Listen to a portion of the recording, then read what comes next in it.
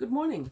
Today's review is for The Return by E.C. Tubb. This is the 31st in the Dumarest saga, and I have been waiting for many years to read it. And I have read it, courtesy of Rob from Alspace. Thank you very much for sending it to me. I don't know that I would ever have found or seen this on my own. This one is a Gryphon Publications, a Gryphon Books original, and I have never heard of this printing press at all. It looks like it's a small passion project. It's definitely an independent publishing company, and it is owned and operated by one Gary Levisi, and he publishes his own work as well as various others. One of the golden things about this book is that it actually contains an introduction by E.C. Tubb himself from 1996. Detailing the long journey many of us had to go in order to find this book. The cover is by Ron Turner, a experienced and well-known painter of pulpy science fiction images, and there's some suggestion somewhere, possibly in the introduction, that the image is based on a suggestion by E.C. Tubb, good old Edwin himself. I don't love the image, I'm not going to lie. I don't think it's my favourite. It's not my favourite type of pulpy science fiction art, and it is... I'm just saying, humans don't have muscles like that. It's weird. It's of its time. It's a specific genre. It's not my genre, but I would have bought and loved this if it was wrapped in sackcloth. So I'm very open-minded about that. Okay, so this is not a terribly well-known book. The Dumarest saga, of course, started in the 80s. I think The Winds of Gath came out in 82, early 80s sometimes at least. And that was based on a much earlier short story from the 50s? Or was it the 80s? I feel like that's too late. Anyway, the Dumarest saga has been going for years. It started off, the first few editions were in Ace, but when Walheim jumped Ace and went to start Door Publications, E.C. Tubb went with him. He had already written the first book that was published by him for Door, and that was Mayanne. And because Door had more space in them than Ace had, hence the Ace doubles, 2 books in one, he had to write an extra 10,000 words in order to satisfy the Door Publications. And that meant that the Dumarest saga, from being a very fun, pulpy, prototypey, space opera-y, Western in space type adventure, it elevated by 10,000 words. So you had more description, more character, more events. And I think that Door was probably what allowed it to really get going as a series.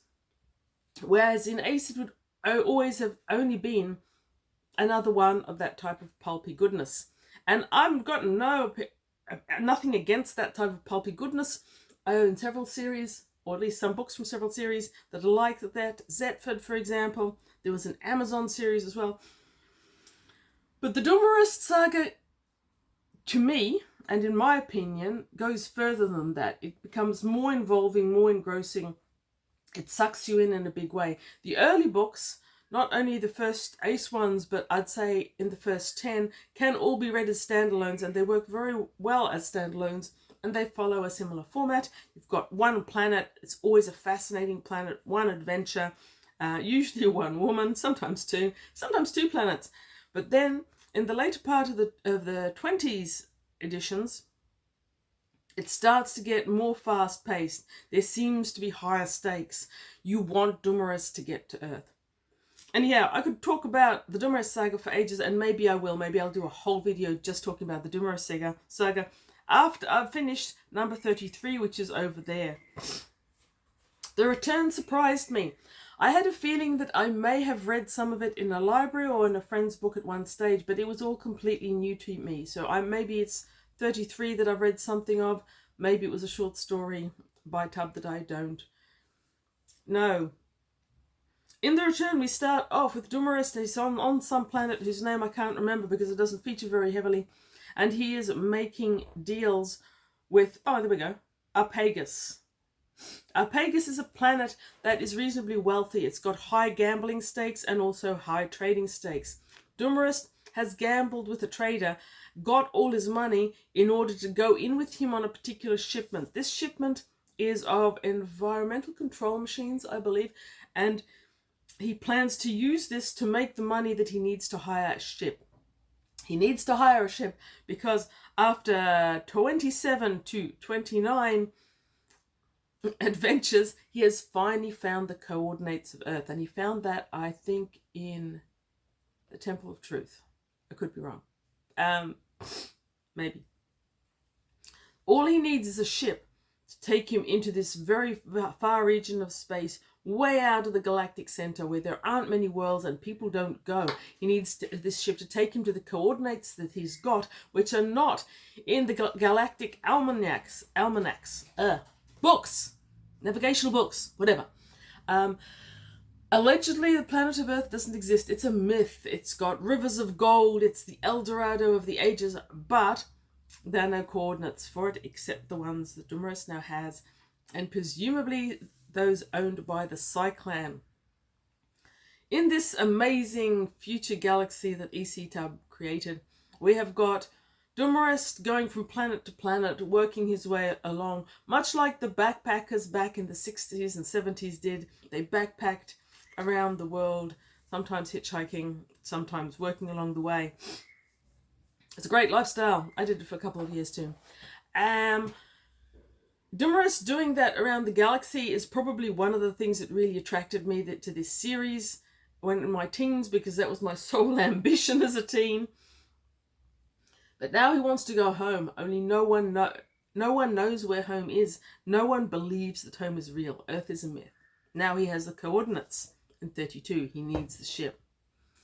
Just as he's on the verge of being able to get the goods and the money, ship them off to this planet, make the money, hire the ship, in comes a raiding ship. It devastates the city of Rug. I've forgotten its name already. They devastate the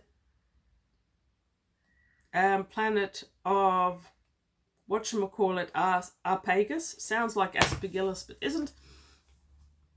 And Dumarest is actually on the space field at the time. He's gone to double check on his goods. He notices that the guard towers are all silenced. He finds a dead dog. He realizes that something's going to happen.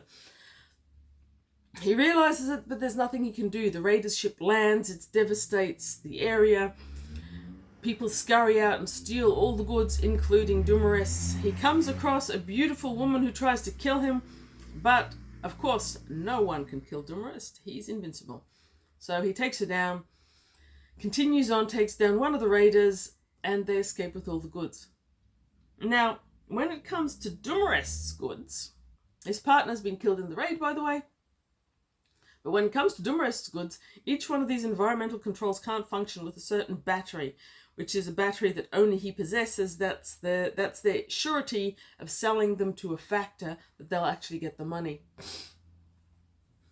So Dumarest, through a series of inconsequential adventures, scoops up this woman who's called Zahava. She was in league with the raiders. She came down to suss out the goods, and he realized that because he had seen her in the warehouse the previous day sussing things out. One of the reasons that the raiders had taken Dumarest's goods were she had overheard his partner talking about them as weapons. They weren't weapons. He was making an ironic comment, but she took it for fact, and so the environmental controls have been taken as well. She is Calderi from the planet of Calder, which is in a particular part of space. People don't want to go. Raider territory, black hole, I can't remember. But Dumarest has scooped her up. She's tried her best to seduce him. Eventually he lets her.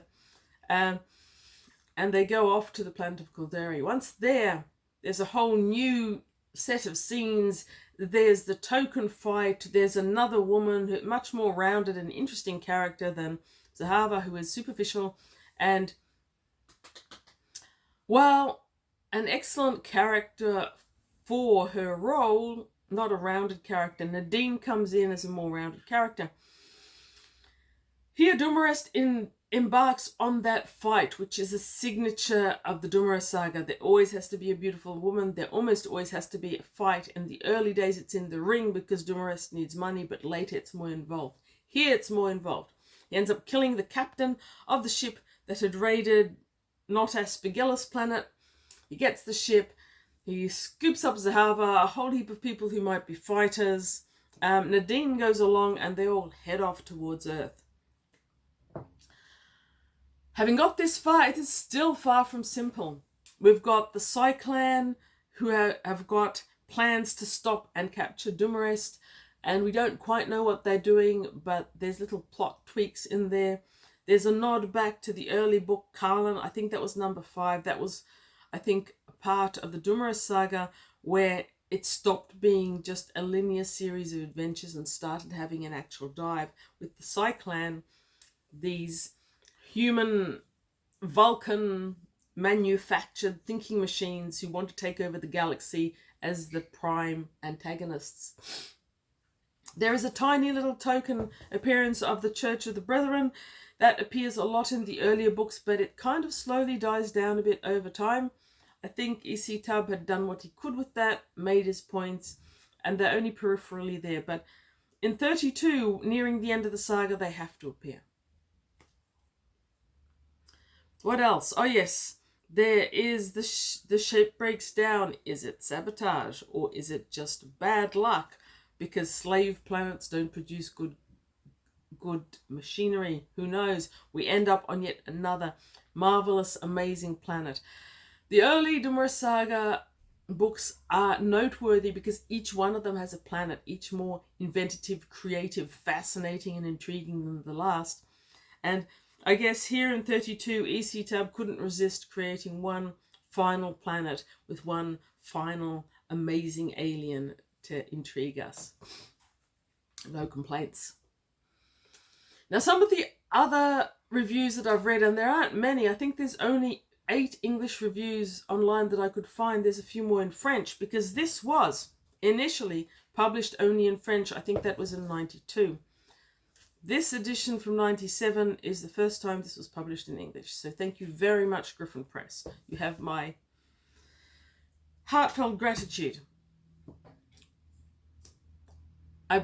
Where did that come from? I was making a point. What was that point? Oh, yes. Once again, E.C. Tubb couldn't resist giving us a last special planet, and it is quite exceptional.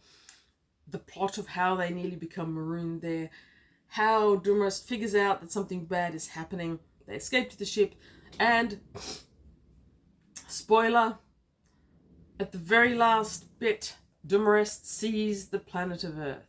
So the last lines are, Earth, his search was over, he was home. But E.C. Tubb had one final thing to do to us. He is home, but he's still in space. So at the end of this book, he has not yet landed. We are home, but what awaits on the surface, we don't know. We've had dire warnings throughout. We know that the Cyclan has an involvement there. I'm not sure if we know that from previous books, or I just know it by infusion from having been reading these books since I was a teenager. It's possible that the church has a presence or has a reason for warning him away. We don't know. Some places say it's heaven with rivers of gold and treasures. We're pretty sure that isn't true because Dumarest can remember it from before he left as a boy. Other places say it's hell, a demonic, horrible place. Maybe. Who knows? I don't know. You don't know.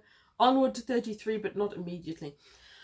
I was so happy to read this book and I enjoyed it. I feel like in some ways it's far better written than some of the early Ace copies I've got. And of course now I want to read them all in sequence and find out. That'll take a year out of my life. I think it's better written. I think that E.C. Tubb included so many of his tropes and themes from previous books, and it feels like a bit of a farewell, like having lived with them for decades. I think he says 18 years from the inception of Winds of Gath to the final one, but even longer before this one was printed. I guess it's a kind of farewell to something that has been part of his life for so long. It certainly felt like a bit of a farewell to something that's been part of my life for so long, only I can reread it. You can only write it once. So that is The Return by E.C. Tubb, Dumarest Saga number 32. I am delighted to finally have it and read it for the first time. One of my favourite series, possibly. It's certainly one that I've been reading and rereading for years. So, thank you for watching. Read good books. If you've never read any E.C. Tubb, there is a wealth of E.C. Tubb out there to read, not just the Dumarest sagas. He even wrote westerns. He wrote a whole heap of stuff. He was one of those prolific career writers who produced a lot. I will do one whole video about just about the Dumarest saga one day. Have a great day. Read good books.